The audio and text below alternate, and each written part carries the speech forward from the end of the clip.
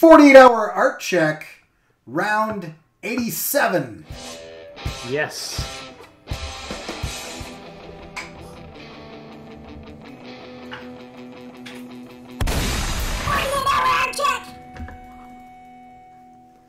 All right, here we are again on a Monday night. I know, a Monday night. Yeah, and you should tune in on Wednesday in the next video, just because we have a round 88 gag at the beginning that's going to be good. We haven't done anything about it yet, but we've been talking about it, and I think it'll be good. So people should show up. Yeah. Plus, it's just got a nice repetition to it. Yeah. This is true. And welcome, Scott, our Monday night guest here. Yeah, it's beginning to come like a thing. Yeah. I know. I think we can officially call it a thing by now. Yeah. Yeah. So if you guys are watching this and you would like some people in the chat to talk to and join in the conversation, remember to share this video. You can just go to the URL at the top and share it. And we've already got some people in the chat. How's it going, Tim? And remember, if you haven't yet, like and subscribe here on Josh's channel. And we're going to jump into the art check portion. I got to fix that so the topic doesn't come up every time. Yeah, I was just thinking we probably jumped the gun on calling it a thing because I realized next week is Christmas Eve, Monday. Yeah. So That's true. That may not be a thing for any of us, but yeah. Yeah, I definitely think we're not going to go. I'm not going live on Christmas Eve. Just I'm with you. Okay. Christmas Eve or Christmas, I think we get a pass on the art check. Yeah, for sure. Okay. All right. Should we jump in? Yeah, let's do it. Okay. Scott, do you want to start? Yeah, so we're doing accomplishments. Yeah, what have you done in the last couple days? Well, I got some kind of cool news. So before I get to that, I shot and edited a video and uploaded it to YouTube. Worked on some freelance projects. Let's see what else. I had to go and because it's getting to the point where I can't ship stuff out for Christmas, so I'm just removing the sales and all my banners and stuff on that on my site and on Etsy. But the big news is I finished Young and the Dead #4, so that you can see the cover up there. That's the cover. But yeah, everything's done. Finished the cover, the graphic design, and everything. So I'm super excited about that. Yeah, that's fantastic, man. Yeah. Wow, like finished. Like yeah, completely done. It's ready. It's pretty much ready to go. I gotta give it one more pass through my editor, my girlfriend, and make sure that that I didn't misspell any of the things that she already corrected. But other than that, it's good to go. Yeah, that's now. It probably won't see print. It probably won't see print for a few months because I don't want to launch a Kickstarter first of the year because it's probably not a good time. But yeah, everybody's always broke at the first of the year. At least I'm always broke at the first of the year. Yeah. I wish I would have done that beforehand. I would have prepped some sort of sound effect or something. So everybody imagine some really cool animation celebrating Scott finishing Young and the Dead. That's great. So that's the fourth issue you said? Fourth issue, yeah. Cool. Out of what will probably be, I'm guessing, 6 issues. Cool. Hey, that's awesome. So. That's really cool. Josh, how about you? All right. Well, so I just did the rough letters and panel borders, which is pretty much where I thought I'd be at. And then I'm hoping to do the rough of the first panel of the next page of Quarterly Stories by the end of the night. So that's where I'm kind of hoping to be at. I also have a t-shirt design that's going to be going on T-Fury on one of the worst days of the year to have sales. So on the 21st, keep an eye out for Historical Superheroes. It's a t-shirt I did a long time ago, a little collaboration with a friend featuring Benjamin Franklin and the Wright brothers and a bunch of other historical figures, using action powers lightning and flight. So yeah, So that'll be going live on T Fury on the 21st. So that's great. That's another thing that's happening. Yeah. Did you submit that, or did they just pick it up? I guess they contacted my buddy who I did the collaboration with, who goes under Made with Awesome, his company. So yeah, and I don't know, it just got picked up. So probably because it's such a notoriously bad time of year to do sales, they were like, we like that design, let's run it. And I'm like, okay, but I'll make $1. Yeah, that's cool. People still buy stuff.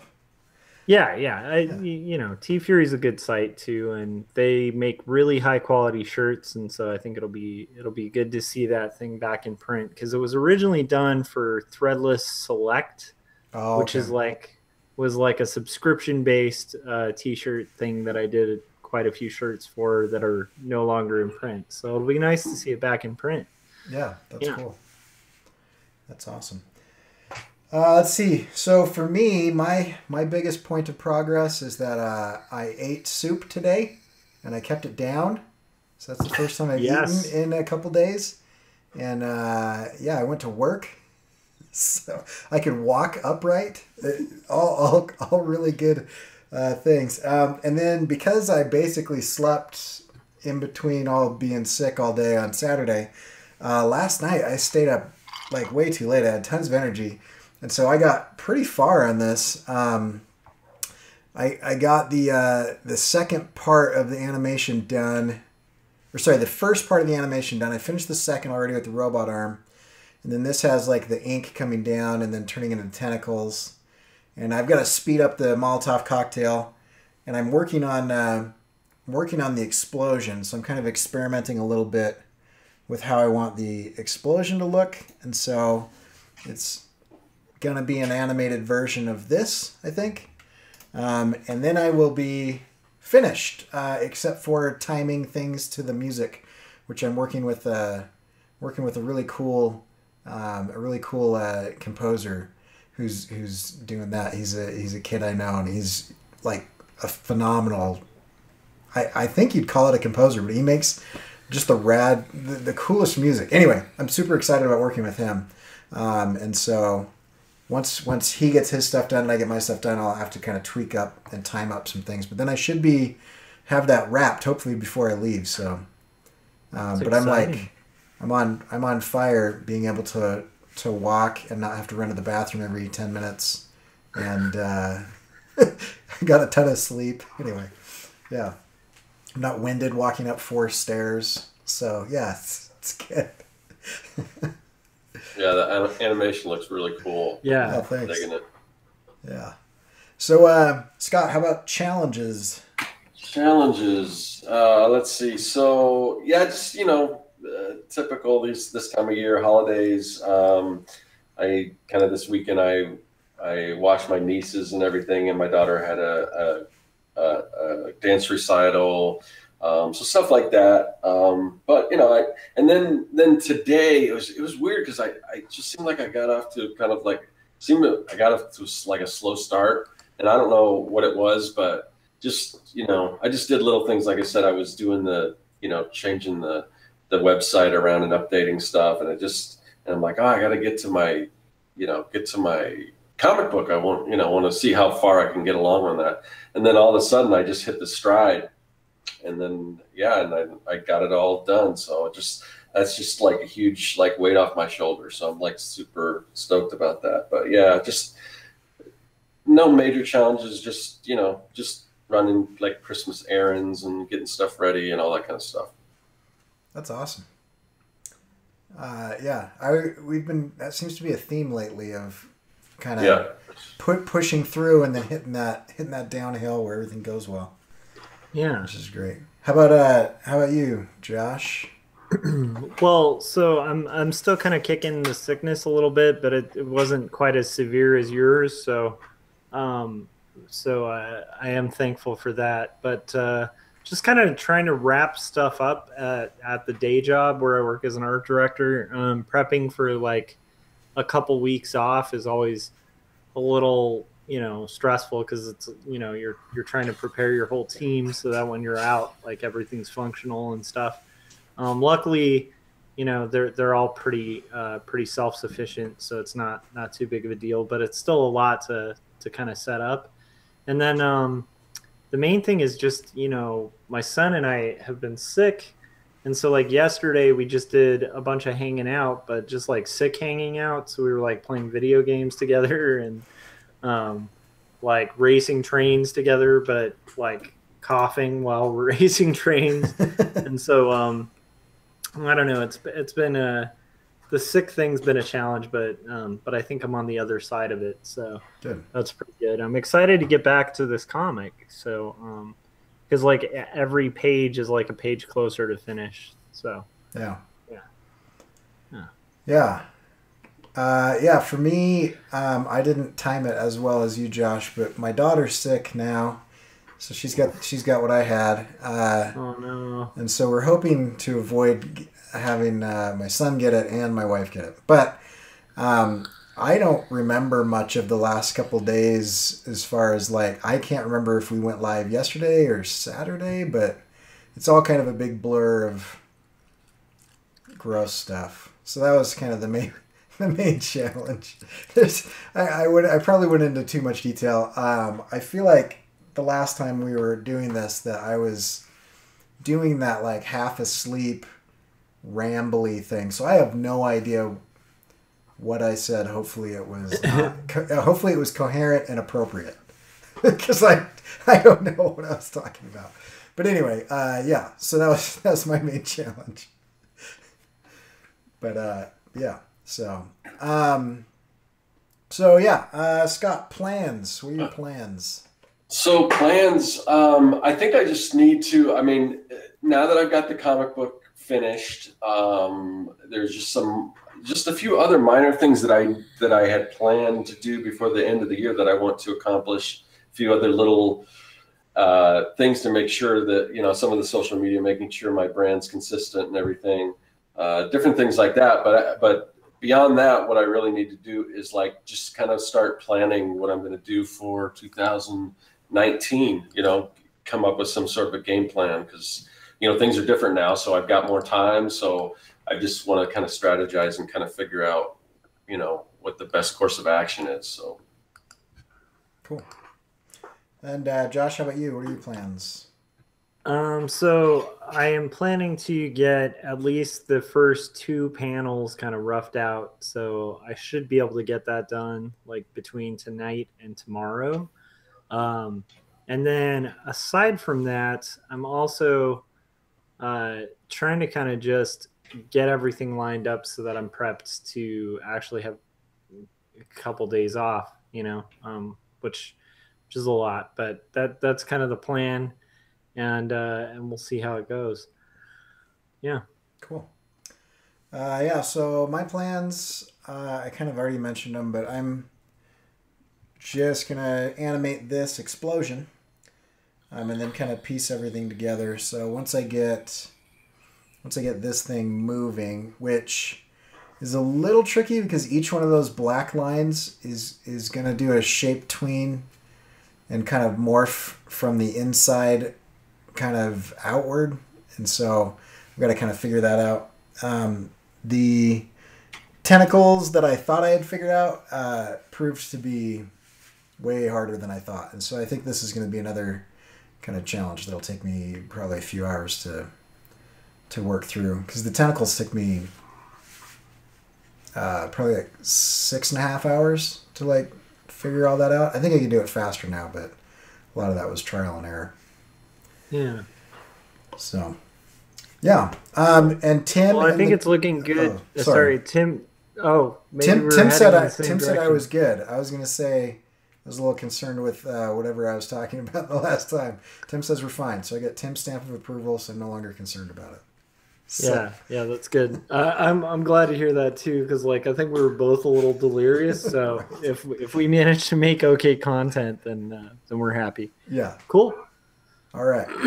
Okay, so I'm gonna jump in and do the podcast intro now. We'll see if I can get it on the first try this time. 48-hour art check. Best of Podcast. We go live Monday, Wednesday, Friday, 9 p.m. California time, and talk about all things creativity, art, illustration, and cartooning. And we take the best parts of those conversations and we rip the audio and put it in this podcast.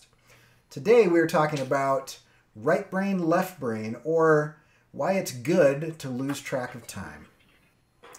So the last episode we were talking, and we kind of went off on this tangent, and we said, hey, this would make for a really good episode. And so I'm not exactly sure where we're going to take this, but I think it's really good content because if you can begin to identify how different parts of your brain feel, then you can be able to control your modality and your types of your brain activity in a way that makes it really helpful. So, for example, when you are one of the key indicators that you are in the creative mode, or what some people refer to as right brain, left brain. And before the internet jumps down my throat, when I say right brain, left brain, I'm not actually talking about physical left and right hemispheres of your brain, because that's been kind of debunked. But I'm talking about the general idea of the creative side and the analytical side. But I'll still use right brain, left brain, because most people kind of recognize those.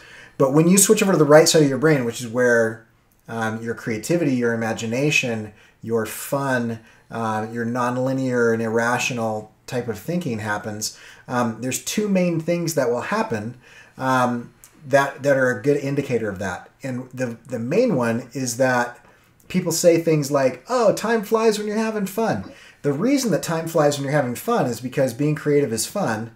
And when you're having fun and you are enjoying yourself, that is typically because you've switched over into a creative mindset. You've switched over to the right side of your brain. And in a creative modality, you actually do not have the capability to process the concept of time. And so the passage of time is a numerical measurement that happens on the analytical side. And so when you switch over to the right side of your brain, what you're doing is you are creating in this kind of amorphous, non-literal, non-linear space, and you don't have the ability to track time. And what that does for you is it goes to a more like deep kind of instinctual place. So for an example that most people, even if you're not creative, or I believe that everybody's creative, but even if you're not practiced in creativity, will recognize if you are doing something that you've done many times before, and then you like driving. So you're commuting, right? You drive, and then you turn on some music, or you start singing along the radio, or whatever, and then all of a sudden it feels like, bam, you're there, right? Or you're just or going. Or you pass your stop. You just keep going. You just keep going because you pass your exit or whatever. And this is how it feels to switch into a very analytical mindset. Is you're doing that and then somebody cuts you off and slams on their brakes. What your brain will immediately do is it will switch over to the analytical mindset where you can measure spatial relations and time to be able to figure out what your next move should be so that you don't get in a car accident. You will immediately become hyper aware of the passage of time, and that's when people say things like, yeah, everything went into slow motion. And that's because your left brain is going into kind of like hyperactivity to try to process measurement and time in spatial relations to try to make sure that you stay alive. And so I'm curious because I have been very curious about these things, and I teach this as a way to teach people who typically don't view themselves as artists how to be artistic. And these are some of the cues, but I'm wondering for you two, are these things that you guys have paid attention to or noticed? Are they things that you intentionally try to invoke in your creative spaces that you carve out physically and in time wise? I mean, is this something that you're just like, oh yeah, that sounds familiar, or is this something where you're very intentional about it? I'm definitely not intentional about it, because if you ask me, I just think that I'm totally right-brained, and that's all there is. But obviously, I know that that's not true. But yeah, for me, it's just it isn't something that I give a lot of thought to. But but listening to your example, it's like, oh, okay, yeah, that makes sense. I don't know. What do you think, Josh? It's weird because it's like I'm aware of it, but I'm kind of with Scott in the sense of like it's not something I place a ton of uh, real estate on, like in my mind, because I am just kind of, I think, in that modality. So but I have noticed and been fascinated with like a couple of the concepts, like even just the concept of time itself, just philosophically is really interesting, like how subjective it is, how one person's experience of time passing can be different than another person's. Yeah. How time itself, like, I don't know, it gets really interesting, but it's like time itself is like one of those things that there's not really a lot of science explaining why time passes or why it exists or whether it's a measurable commodity or whether it's a subjective thing.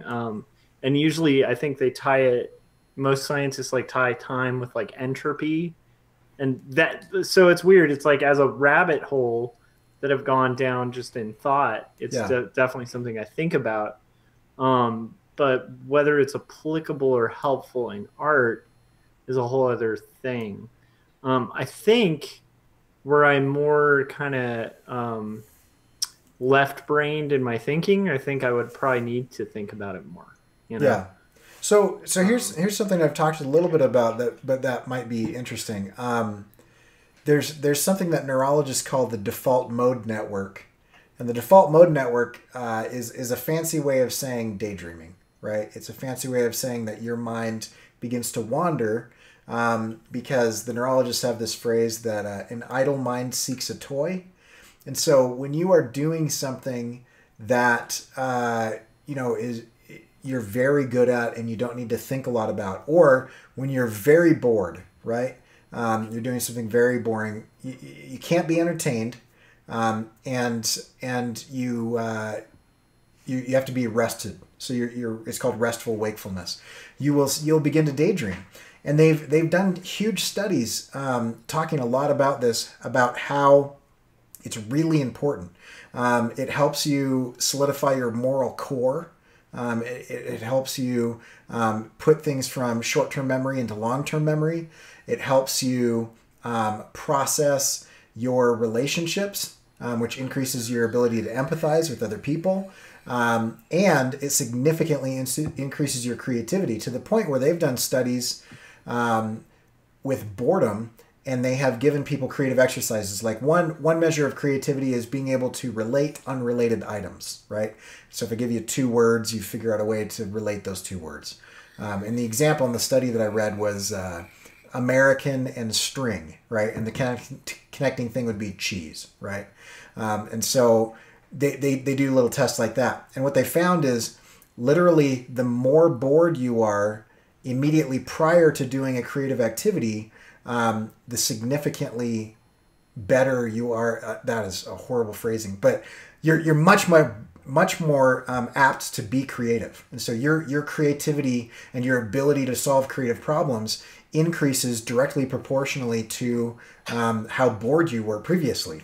That there is a limit to that, where too much boredom will drive you insane, and they've done studies on the other side that show that putting people in isolation is neurologically very problematic. But it's interesting because a lot of people will try to, second screen things or third screen things, or, do their homework while they're watching TV, or, try to write a book, while they're whatever, entertained, or listening to the radio or whatever. The problem with that is that you're actually decreasing your creativity because you're entertained while you're doing those things. The reason that I bring this up is because one of the fascinating things for me, because I teach I don't teach in the art department, I teach in the communication department. And so I teach PR practitioners, I teach journalists, I teach people who are going to go and do visual comm for business.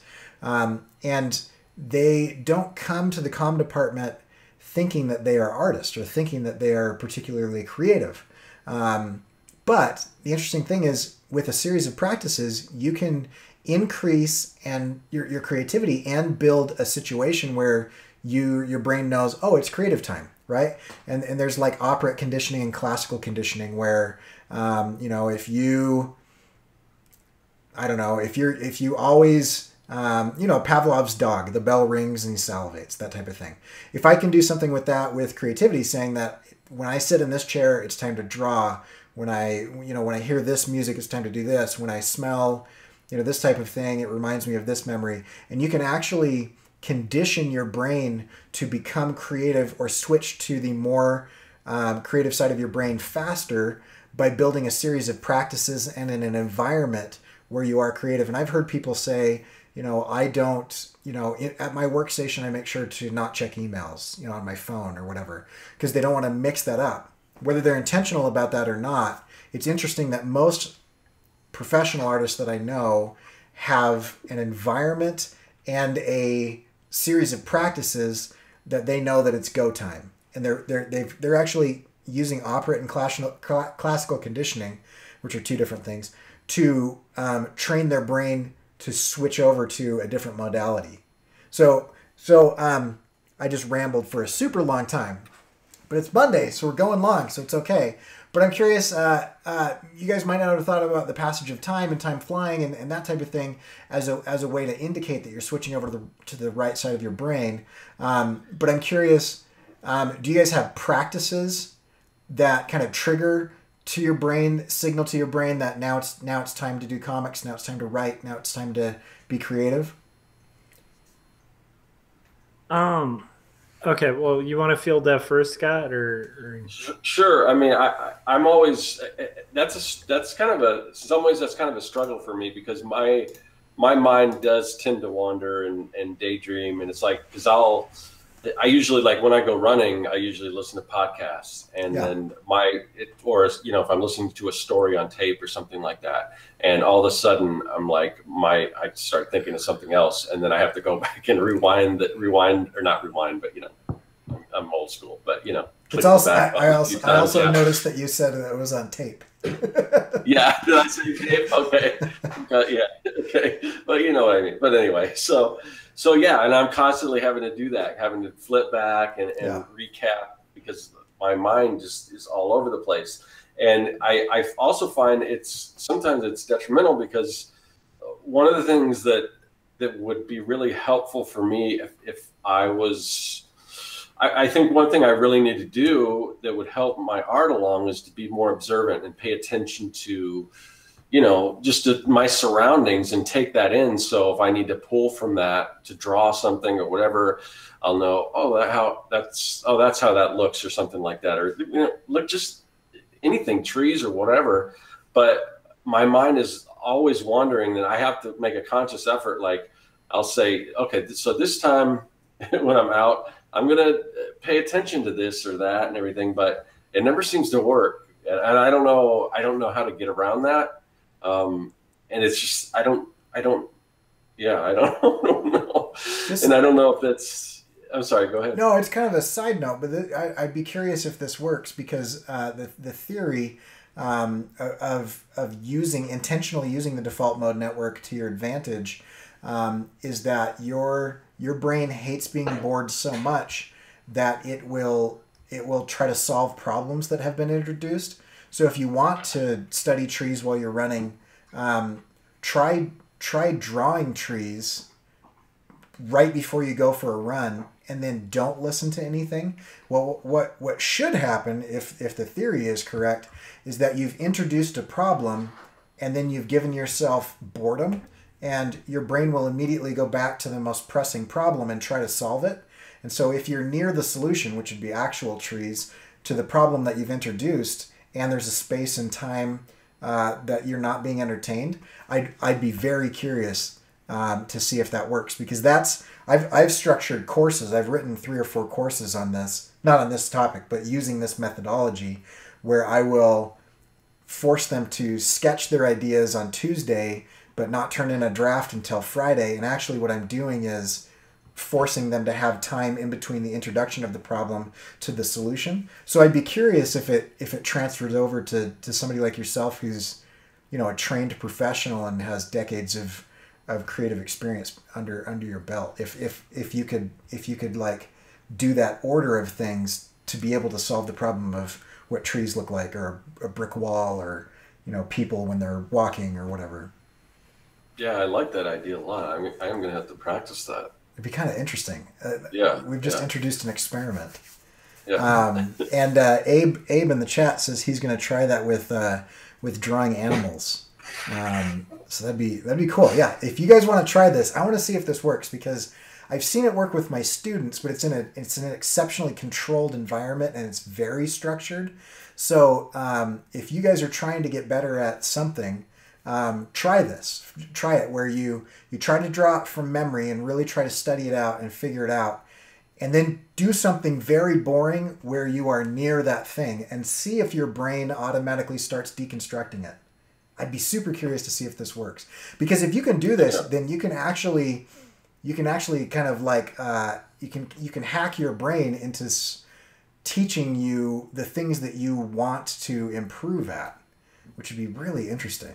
So anyway, little side tangent, but I'd be super curious to see if that works. Yeah, because for me, the only way to be successful at that so far is like, if I want to learn to draw people better, I have to actually go out, sit down somewhere where there's a lot of people and just draw. Yeah. Because that's the only thing. Like, because otherwise I'm not paying attention to how people act, their mannerisms, things like that as much, you know, or whatever, if you want to go to the zoo and draw animals or whatever the thing is, but I have to like actually, that has to be the main thing. It's like, I don't know. I guess I have this hard problem multitasking, but it seems like my mind wants to multitask, because when I am out, whatever, jogging and listening to something, my mind is thinking about projects that I'm working on, and it's trying to go into that mode and be creative at the same time I'm trying to do this other thing. So even though, you know, that multitasking thing probably isn't my best thing, it just seems like my mind always wants to try it, you know?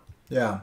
And Tim in the chat says that makes sense, because people who do the open air painting claim that the paintings have more life. And interesting side note. We're talking a lot about neurology, but I guess that's the topic. But interesting side note. It's impossible for males to multitask. Impossible? Yeah. And I've heard you mention this before. I'm curious. I listen to you can switch tasks very quickly to where it seems like you're doing two things at the same time, but you're actually just rapidly switching back and forth. There's a thing in between your lobes called the Corpus Callosum. And the Corpus Callosum is an information highway, basically, right? That gets different parts of your brain to speak to each other. And if you are the females, the difference, the way that this neurologist described it, the lecture that I heard, was that the difference between the female corpus callosum and the male corpus callosum is the difference between an 8-lane freeway and a bike path. And so women are actually physically capable of multitasking, which is why, you know, and there's everybody's different and things, and there's different levels of this. And I know that there's a scale. It's a fluid scale, and so it's not a black and white thing, but neurologically, you know, women are more apt to have something happen in one part of their life, and because the corpus callosum is so big, it affects all of the parts of their life, where men are more apt to have something happen in one part of their life, and they compartmentalize that, and they leave that in that box, and it doesn't necessarily affect everything else. And so it's kind of an interesting thing, but the corpus callosum being a drastically different size means that men typically are incapable of multitasking. We can switch tasks really fast, but women can actually multitask, which is kind of interesting. So yeah, and there's actually a lot of studies on multitasking that are worth looking into that apply to both women and men, where it's actually been shown that a lot of the time multitasking does more harm than good. So like a lot of people will think they're being more effective by multitasking and will find themselves actually getting less effective work done. Yeah. But it is interesting, that difference you're talking about. I've read that as well, like that there's a pretty pretty severe difference in like who in the capability to multitask, which I think is a pretty big it speaks really well, I think, for women because they're just thinking more. Yeah. And I think that's actually pretty fascinating and rings pretty true. But I'm sure there's always exceptions and stuff like that. Yeah. And if you guys want to hear more about this, go listen to the episode that we talked about the task switching penalty. Yes. Because we talked about this for a long time. Yeah. And it is a fascinating topic. I want to get back, and I'm curious, Josh, jumping back to that original question. Do you have an environment or practices or behaviors, patterns that you've developed that help you know that it's time to switch over to a creative modality? Yeah, I mean, I think just personality-wise, I'm a person who has like kind of organized chaos. So I'll have like a stack that seems completely insane on my art table, and if the stack gets like shuffled or like organized, it like throws me out of my kind of creative zone because I know where everything is. Yeah. So that's one thing, is like having an environment where I know where everything is, where when I've left something somewhere, it's going to be there the next day. And so for me, in a weird way, like repetition, which I think ties into the boredom factor a little bit, but repetition is a huge thing. A repetitive environment. I have go-to podcasts that I listen to kind of get my head out of the day and more into kind of like being interested in something outside of my kind of daily work experience. And at work, I just rely heavily on kind of organization and pausing whenever I have moments of thinking of the whole and kind of dissecting the whole into parts that are more like little spaces where I can be free to kind of like think without stress. And that's really useful to me too. But what's interesting is like allowing the difficult thing, and I think the challenge that we're kind of going to be addressing, I'm sure, with being creative, is you're kind of like yearning to get to that point where you're so into a project that you lose track of time. Yeah. Yet everything about what we do, at least professionally, is based on deadlines. Yeah. And so it's this there's a little bit of a problem there, meaning, like there's a conflict that's naturally there, which is you as the artist want to zone out, you want to get into your design, you want to lose track of time, and as the business you have to deliver on time, and you have to keep track of time.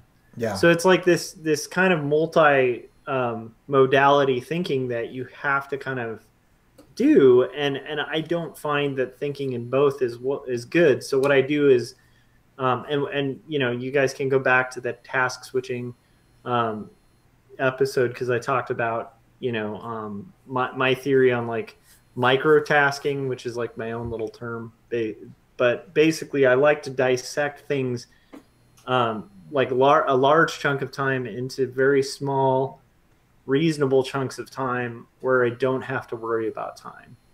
So because I do find that if you're worried about time, you kind of lose that playfulness, you lose that that mood that you can get in and get lost in and be really creative. So it's like in lieu of that, in lieu of being able to just kind of zone out and work for like 18 hours, I can at least divide something into like 15-minute segments where I'm like, okay, this will take about 15 minutes, and then just kind of get in the zone.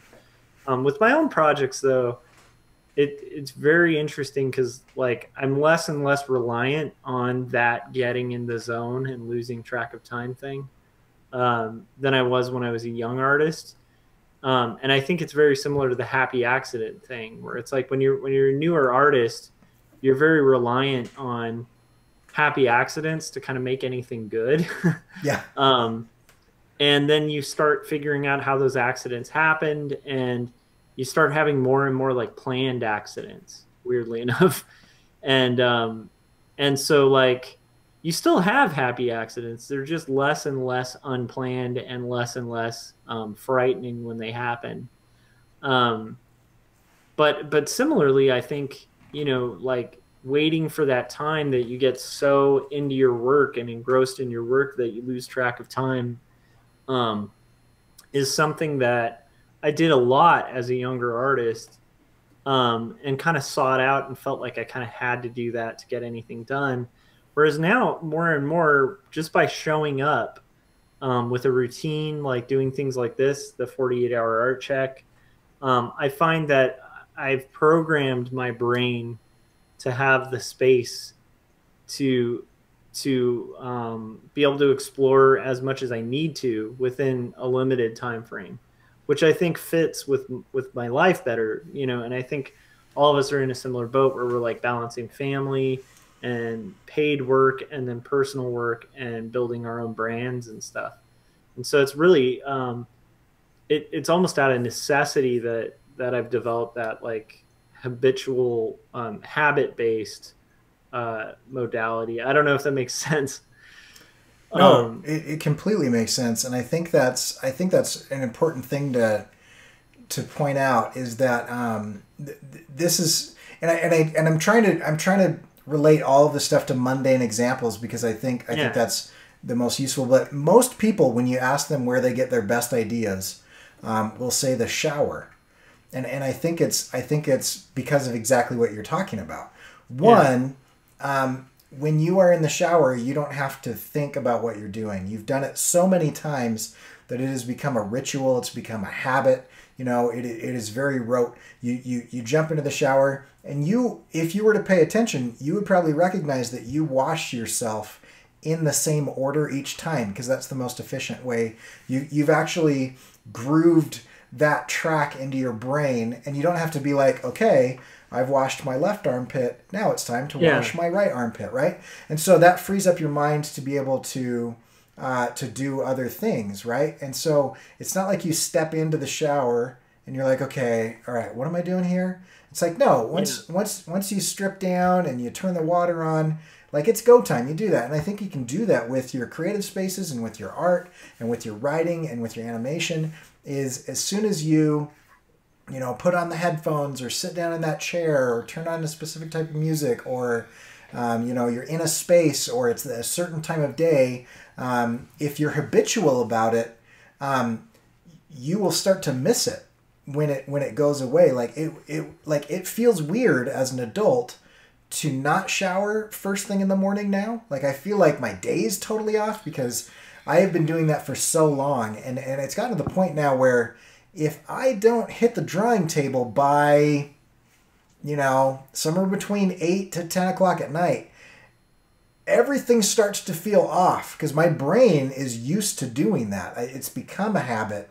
And so when that habit is broken or is off a little bit, everything feels shifted just a little bit wrong. There's that part of your day that's kind of missing because your brain is kind of habitual.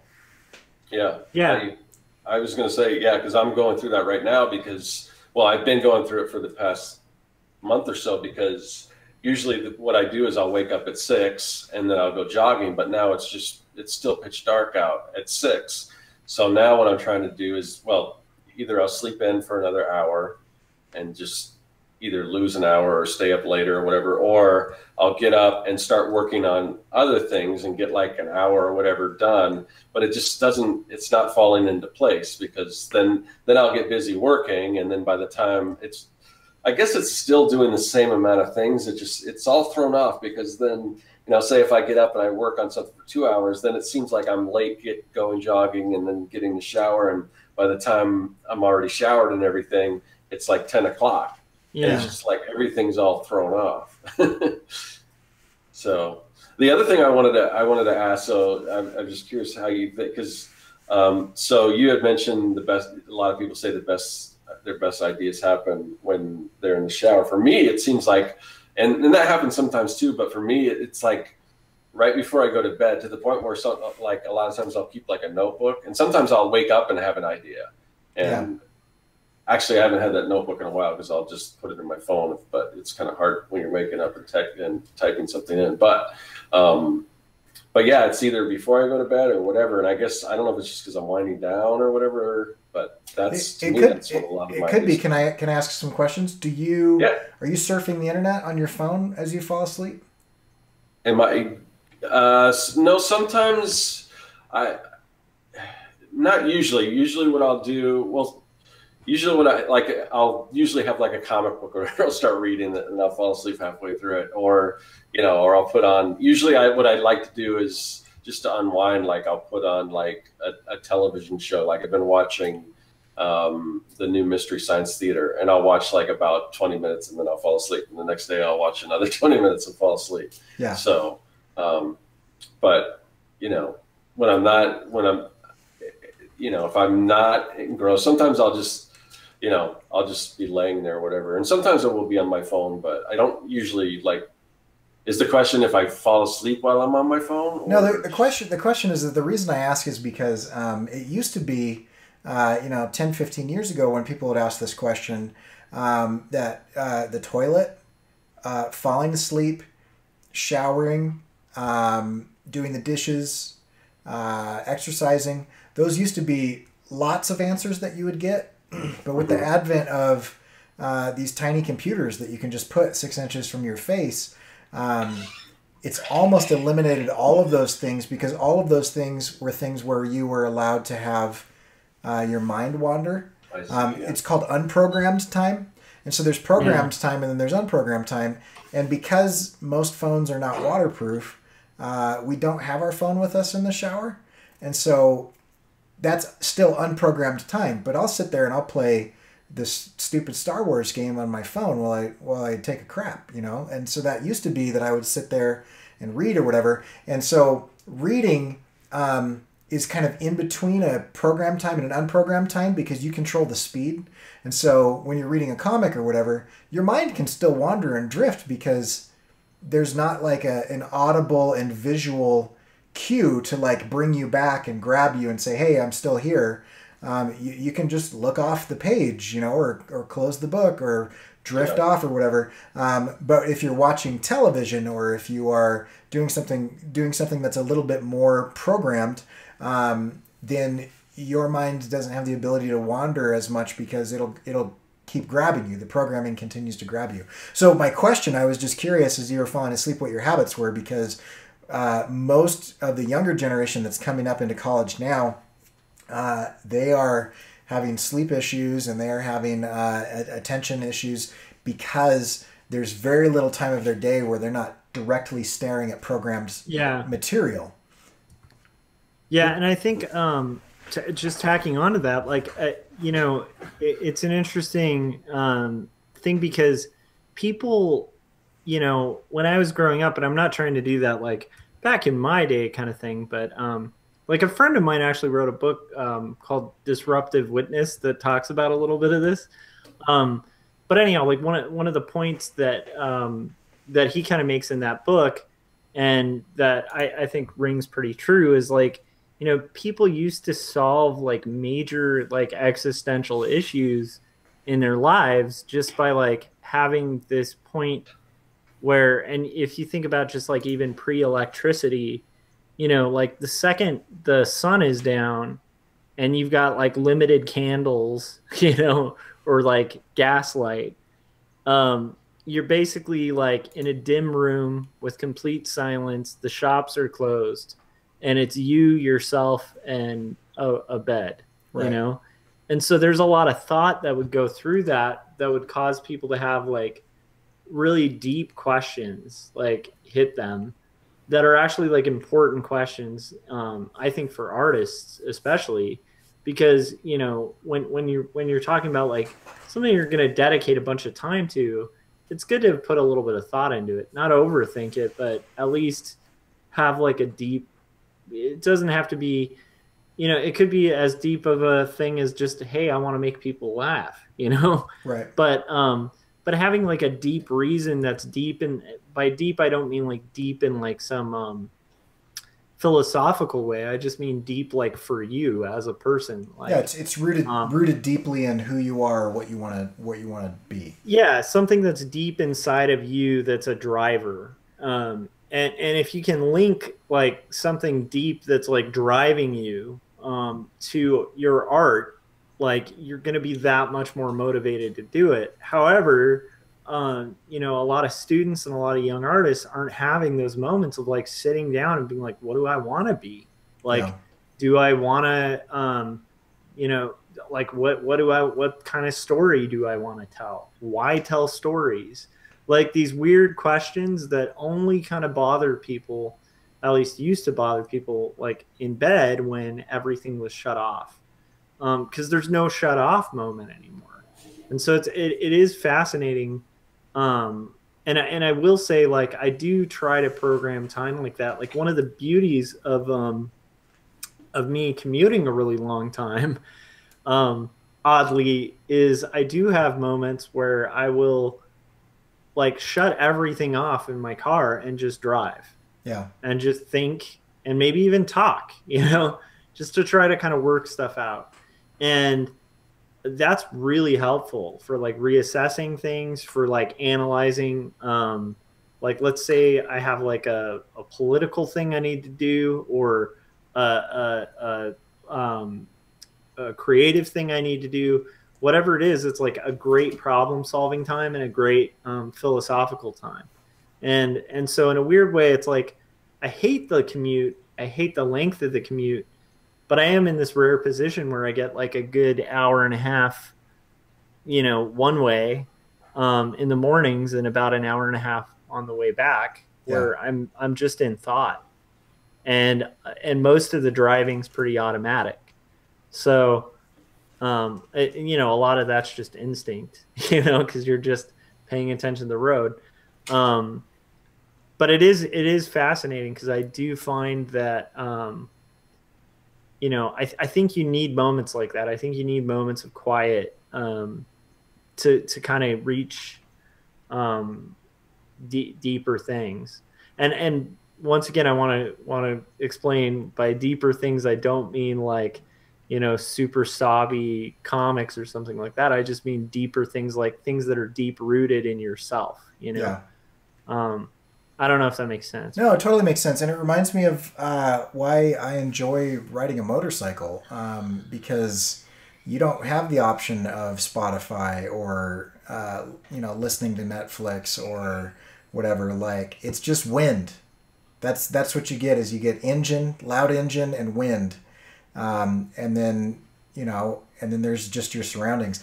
Because for me, I know a lot about this, and I've studied a lot about this. I did a big project during my master's on this particular topic of the relationship of boredom and creativity. And I think I'm drawn to this topic because I am the worst offender at this. I mean, I am never more than 3 to 5 feet away from an iPad or an iPhone. I have, because I've had an iPhone since generation 1, and my wife has, I mean, we just have iPhones all over the house, and I've got like several iPads and a few computers, and there's a computer where I teach, and there's a computer in my office, and there's a computer, you know, I have a little thing that mounts it to my dashboard, and like I'm never away from this stuff, to the point where if I'm not intentional about this, you know, then I don't. So like I'll walk home, and I'll find myself before, and I'll do this often, before I say hi to my family, I'll just say, sorry, I'll be right back, and I've got to run downstairs and write a bunch of things down, because that walk home was the only time where I wasn't in programmed time staring at something, being entertained. It was the only time in the day that my brain actually had a time to do this. I've actually mounted a thing into my shower head so that I can listen to audiobooks while I shower, you know, or whatever. I'm ruining these little safe havens, these little sanctuaries of boredom in my life, just because I want to constantly consume information. I'm just so interested in understanding this stuff, but it's a problem in that sometimes I find myself being like, oh, I need to choose to turn everything off. And I'll put headphones on and not turn anything on just to like deaden the noise, because I am so easily distracted. Like I have to set up my workstations so that in my sight line I don't catch glimpses of people walking by or whatever, because I will immediately be like, ooh, what's going on? And then I'm gone for a while, just kind of like, wondering who that was and where they're going and what's, it's just like squirrel, I mean, and so I'm so bad at this. And I think that's why I've studied it so much, is because I'm trying to figure out good ways of doing this, because when I do commit to having large periods of my day, and by large periods, I mean 30 minutes. And they've done studies that 30 minutes a day will drastically alter your life. It reduces anxiety and depression. It increases creativity and empathy. It does a huge amount of just 30 minutes of kind of restful wakefulness a day, where you're meditating or praying or thinking or doing yoga or going on a run or whatever. Like they've done studies that it will start to improve major problems. And if I don't do that, I'm not tapping into a huge part of my life. And so I'm really trying to figure out a way that I can be as dedicated to that kind of restful wakefulness space as I am to my job and my family and my art, because I think it feeds into and makes all three of those things better. But I'm just so bad at it. Yeah, and I don't think that's unique to you. I think this is actually something that we're all pretty bad at. Yeah. And I think it's like, when you look into it, and I'm sure you have, because you wrote a paper about it and stuff, probably part of your thesis, I'm imagining. Yeah. But like, there's a lot of science to the fact that as we're doing these things, we're getting endorphin hits. Right. And so it's akin to like a drug that's rewarding you every time you kind of show up. So like, every time you clear those gems or whatever on those gem games, it's like a little endorphin hit. And it's a reward system that's like programmed in us for good things, because it's like when you go on a hunt and you get this little endorphin rush when you get like, when you kill a bear or whatever, because you're going to get food, or you put in the work and plant something, and then you see that sprout come out. It gives you an endorphin rush, encouraging you to keep planting and keep making things. But then there's the unhealthy thing, which is like the consumer version of that, where it's like you get this hit from consuming. Yeah. And it's like a misfiring of the brain of what's of something that was once good, that's just like really hard to shut off. And so I really need to plan that kind of thing more. Like one of the things I even like about doing these 48-hour art checks and doing the art casters with Scott, like every Thursday, it's like I like those because they also force me to kind of get in a conversation where I'm not super distracted during the conversation, because the majority of conversations I have, even with friends and stuff, are like super distracted, not oriented around art. Maybe there's a little art in there. And so it is nice to have this moment where I'm like, okay, I'm going to sit down and I'm going to talk about art, for a little bit. Yeah, for sure.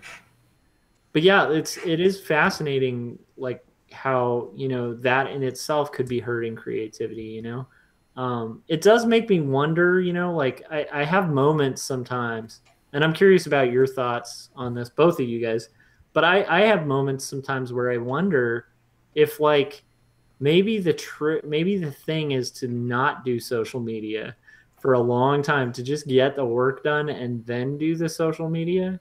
I don't know, but I don't know if that's true. I've had that thought before where I've been like, I wonder if this whole thing with social media is just like a giant time suck away from things that could be like, all of us could be doing really rewarding work. It's just a thought I've had. And I just mean, I obviously probably come on the end of thinking it's probably more beneficial than negative because I continue it. But it is something I've thought before, you know. I mean, I've never seen. I see people on Twitter do this a lot. I mean, Neil Gaiman did it. A bunch of other people have done it, where they'll go on a Twitter fast or whatever they want to call it. And I've never seen any of them come back and regret it. You know, but at the same time, for me, and I have a really short answer to this because I'm curious on what Scott thinks. For me, I have almost gamified social media to the point where I'm using it to give me those rewards on small progress for my projects. And so when I you know, it's not like I have a huge influence on anything, but when I finish part of something and I post it and I get a couple people going, hey, that looks cool. There's my little like validation feedback loop that is motivation to continue. Agreed. And so I wonder if for myself, if I just like went dark for a couple months while I worked on something, I wonder if I'd be able to continue it, because I've actually built that kind of feedback loop into my motivational structure. Yeah, no, that makes sense. Yeah. For me, I don't know what it is, but I could probably give up social media. Well, that's not entirely true, but I could, for like with Facebook, I could go days without, if I had to go days without going on Facebook or Instagram or whatever. I mean, I definitely want to continue YouTube because that's, you know, that seems to be where things are growing. But I have to make a conscious effort to do that stuff, because I get in the zone when I'm creating and I try to block that stuff out. And for me, but I understand the importance of social media. I mean, because if you just want to dive into your project and you're fulfilled by that project and that's what you're looking for, sure. But if you want people to see that project, and if you want to, you know, kind of do it as a living and build an audience around what you're doing, I mean, social media is super important. So for me, I actually have to kind of do the opposite, where I have to like, oh, no, I've got to, I mean, I'm constantly like, one of the things I got to do this next year is like focus more on Instagram and, you know, because I just kind of, other than when I was doing Inktober, which I did every day, I haven't posted anything on Instagram since Inktober. Yeah. And, you know, and sometimes it's hard because people will leave me messages on different social medias other than like YouTube. And like, sometimes I can't even find them. Like somebody sent me a direct message, and I don't know if there's two different places direct messages go on Instagram, because there was one where somebody sent me a message and I looked at it and I tried to go back and it was like not there. And like, but there were other messages. So I don't know. So I always feel guilty because I like to respond to everyone, but sometimes like things just disappear, and I've just got to get better at that kind of stuff. But for me, like you know, when I will go on, like, I don't have to like check. It's usually when I'm at a place where it's like, okay, I'm just waiting for somebody to get here or something like that. Then I'll go on and I'll flip through my Instagram and everything like that. But it's usually not in the middle of the day. I don't think I checked Instagram at all today. But so I don't know. To me, it's kind of the opposite thing, but I don't want to kind of, I just see the importance of it. And to me, it's something that I want to do more of. And maybe that's because I'm not too worried, because so far I don't seem to be as addicted to it. Now, I'm sure if I actually monitored my time, I'd probably spend way more time on those things than I think I am. Yeah. But it doesn't, to me, I don't get to that point where it's like, oh, I'm spending way too much time on Instagram or something like that. So I don't know. Yeah, and like that's the thing. It's like I don't personally feel like in love with social media and stuff, and I have to kind of force myself to do it as well. Although I do like it being a kind of excuse to like hang out with my buddies, like right now, you know. Yeah. But to me, what's fascinating to me is just thinking about whether, you know, like I know there's a lot of people who swear by, you know, the productivity and the benefits of doing social media and stuff. But I do wonder sometimes, you know, like whether whether it causes more productivity and success or actually might hinder it in some cases.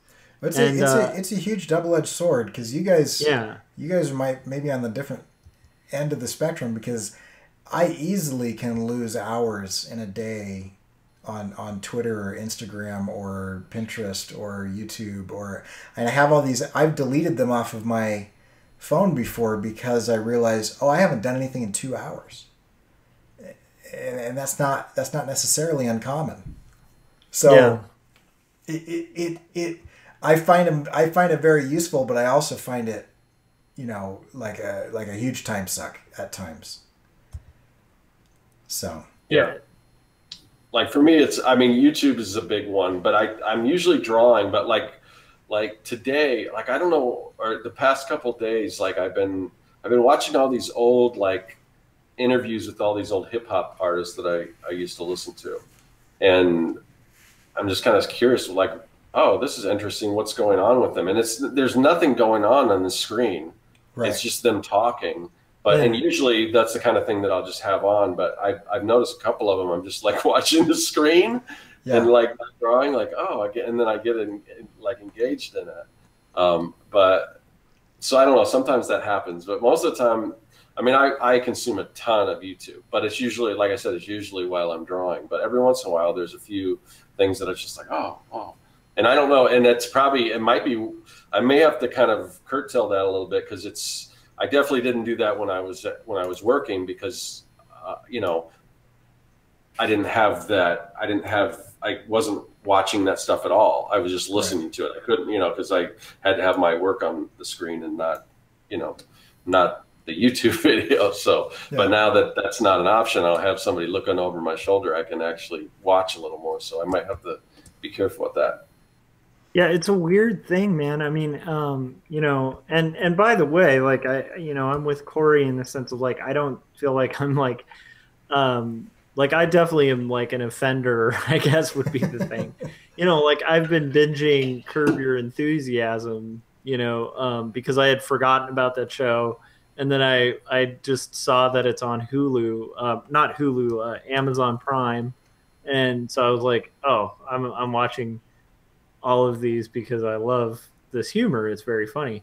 And then, fast forward to, a bunch of times where I'm just kind of listening to the audio because I've seen the episodes, but then I'm like, yeah, but this is really funny, So it is hard to, it's hard to navigate it. It's just an interesting thing. I definitely think, like, regardless of where you fall on it, I think it's worth thinking about, Yeah. Because I definitely don't ever want to be one of those people who's just autopiloting, through something that could be done better, or, not asking a question where it's like, would that, because I still am kind of curious. I don't know. Yeah. And you should try it. Try it for a month and see if you notice a change. Because for me, I think I love this type of discussion until it turns into shame and guilt. As soon as people start making judgments, or people start beating themselves up, it's no longer a fun, useful, or productive discussion. And so if you're doing this with yourself and you're saying, oh man, I think I'm on Twitter too much or whatever, I think I'm, I'm finding myself, doing whatever that's being distracting. Instead of using that as a point to beat yourself up, if you use that as a tweaking point, one of the things that I've been doing lately that I found really interesting is, instead of making these big, giant, sweeping decisions like, I'm gonna, do X, and you plant a flag in the ground, you make a big deal about it, do these little minor tweaks. Like just kind of, instead of the course adjustment, you're just fine-tuning things just a little bit. And so if you notice like, I noticed that when I sit down in my chair at the table to do some art, that I get my phone out of my pocket and I waste half an hour playing, whatever game it is that you play on your phone. I'm going to make a minor tweak, and I'm going to put my phone down outside of the room before I go in. That's just a minor tweak, but it's not like you're going to necessarily say, I'm going to delete my account and I'm going to, never play this again. And, I swear off of anything that has an electrical pulse to it, whatever. Like you make these things that are just kind of impossible to keep. If you're just like, I just want to see what happens if I just put a timer on this. If I just put a 5-minute timer, or if I just leave it outside of the room, or if I actually buy a physical alarm clock and plug my phone into the downstairs or whatever. Yeah, that's one of the biggest reasons that I've always been kind of against like New Year's resolutions and stuff, because I tend to feel like people when they're doing resolutions, have extremes and are almost setting themselves up for failure because they've waited till New Year's to like set it up. And it is one of those things of like most changes happen in minor increments. Like, when I wanted to start working out, it didn't just happen. It's like, at first it was a pain in the butt, and then it's like you build the habit, and then once you have the habit, it's not like it's suddenly all fun to do. It's just become a habit, so it's like ingrained. But you don't start with like, the craziest workout. You start like slow, and then you build up and build up and build up. And it similarly, like, with something like that, I mean, I don't personally feel like I struggle with that, but I'm aware of certain things. Like, I am a super addictive personality. Actually, I was going to bring this up too, just getting into that modality question. Sorry, that you had asked earlier. One of my bad habits is actually really great for creating that kind of mind modality, which is part of why it's so addictive. But so I'm still addicted to nicotine. Like I used to smoke like a pack and a half a day, and you'll notice I like vape, and there's still nicotine in this. And one of the things that nicotine's a stimulant for is actually for like philosophical thought, that side of the brain. And so, that's horrible for an artist. I think it's why so many artists, when they do smoke, they smoke like, because it's like, it's a very, it's very conducive for that mode of thinking, but it's very terrible and detrimental for everything else. That's also required for being an artist. So, but anyhow, considering that, like, I'm the type of person who, like, I picked up a cigarette when I was younger and then just got super into it. I know that about myself when there are certain things I latch onto. One of them's video games. And so I just don't own a gaming system, because if I owned a gaming system, I would just be like a full-time gamer. And that's, like, that's not what I want to do when I'm off work, and so there's some things like that too, just making the decision not to. Like, if it's something cognizantly you struggle with, then the next time the new gaming system comes out, just maybe don't, and that's just for me. But I'm just saying, like, there's things like that aren't, and once again, it's not like a massive change, it's an incremental thing of like, well, maybe the next time you just don't upgrade, Yeah. So I don't know. I've found that personally really helpful. I also have tons of friends who game and don't have the same crazy issue I do with it. Yeah, and when you do want to go down that rabbit hole, Just Cause is a great game. Rocket League. I'll give you about 6 games that you need to start playing, and you'll lose all productivity. No, I love gaming. I am not a heavy gamer, but I do go in spurts of playing. And I've found, for those of you that don't want to upgrade a new console system, just play on the PC or the Mac, and then your system never goes out of date, and your games never go out of date. You can always use them. Anyway, that's a divergent topic. So yeah, I will be the person that will enable you in your bad habits if you'd like. I will hit you up if I ever feel like, in that case, it's more of like a capability thing. Like if I feel ready to do it, Yeah.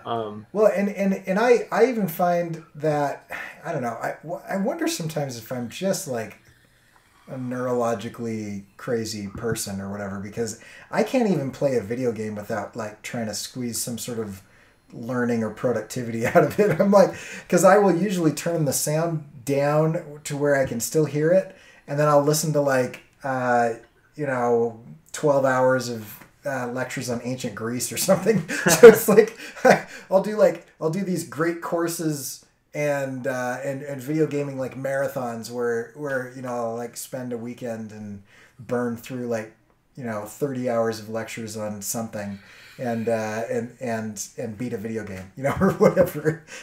And I don't do that often, but I do it often enough to where I've noticed that I get very bored with just a video game. So it's usually I have to have a podcast or a YouTube channel or an audio book or a lecture series or something while I'm doing that. Man, I sound like the most wound up, uptight guy. Like, yeah, I like to relax by listening to historical lectures. That's great. No, I'm kind of with you, man. Like the Great Courses series is great. And it's like, I got 80 hours of audiobook right here, and half of it's really like slow material that they're just going to dissect and, but it is fascinating because when you dip into it, you're getting like, I don't know, to me, those are great because it's like you get to like, it's like being able to like peek into like a history class at Harvard, for like $10. It's great. And you don't have to do the homework or write any of the papers. I love that so much. You don't have to memorize the dates, which I've always been terrible at. So, yeah. All right. Well, do you guys kind of feel like we kind of hit everything on that topic? Yeah. Yeah, I think that was pretty good. I want to throw the challenge out there to everybody again. Scott brought this up, and I think it's super fascinating. We're going to check in with Scott and see how it goes. And I know several people in the chat, Abe and others, were mentioning doing this. So if there's something that you want to figure out, whether you want to learn how to do something or learn how to draw something, is probably the easiest way to do this application. Try the method of introducing the problem. So push really hard at it intensely for a short period of time, and then allow yourself immediately after that a period of restful wakefulness. So some period of time of boredom where you're exercising or you are doing the dishes or you are doing something that will allow you to not be experiencing programs time. And then sometime after that, try that thing again and see if your brain has crunched on that problem during that downtime. Because I'm super curious whether we could like hack our brains into using this kind of switching in a way to like hyper learn things. I think that would be awesome. Like if you're having trouble with like elbows or hands or something, like really try to deconstruct that for like 30 minutes and then go do something boring around hands and see if it helps. I'm super curious now on if this is a thing that we could do. Because it'd be really awesome. So yeah. Scott, any closing thoughts? No, not really. All right. So if you want to check out Scott's stuff and get awesome free things that will help you do your comics, go to Serkworks.com, sign up for his email newsletter, and you can check him out on YouTube and Instagram and such. And if you want to check out Josh's stuff, you can go to quarterlystories.com. You can see the pages he's just uploaded, the comic that he's working on, which is well worth a read. And while you're at it, you're on his channel, so go ahead and like and subscribe and ring that bell.